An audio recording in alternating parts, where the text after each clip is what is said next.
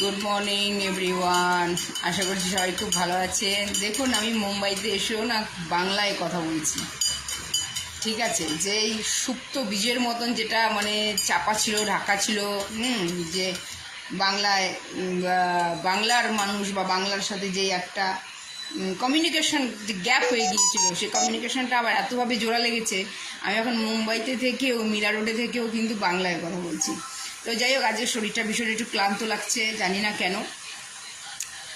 তো সকাল সকাল একটু দই দিয়ে ঘোল খাচ্ছি। এই যে দেখাই আপনাদেরকে,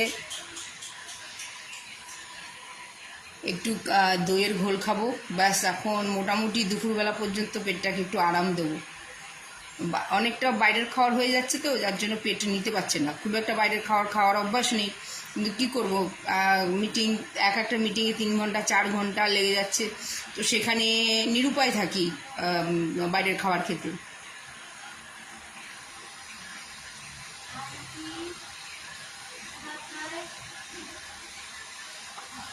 নমক দিয়ে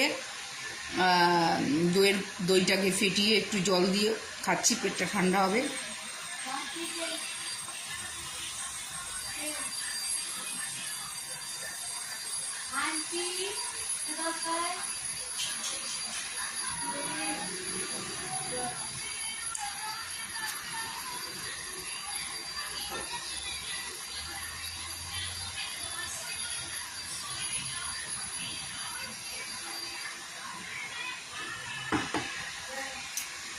আজকে অনেক কাজের চাপ আছে, একটু সিক্রেট আছে, এবং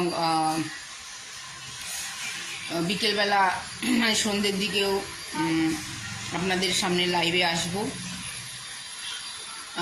এই লাইভটা না সম্পূর্ণ আপনারা যদি পারেন একটু ইউটিউবটা দেখে নেবেন। আজকে যে লাইভটা আমি করব বিকেলবেলা, শেয়ারিংটা দেবো আমি ফেসবুকে, এটা দেখে নেবেন। খুব ভীষণ ইম্পর্টেন্ট একটা লাইভ, এটা আপনাদের এখনকার পরিস্থিতিতে আপনাদের সবার এটা জেনে রাখা দরকার। মানে এই বিষয়গুলো কি হচ্ছে সমাজে, এই ধরনের ঘটনার চক্রান্তের বা ষড়যন্ত্রের শিকার পিছে আপনি হচ্ছেন না তো, সেটা জানার জন্য কিন্তু অবশ্যই আজকে সন্ধ্যের লাইভটা একটু দেখবেন।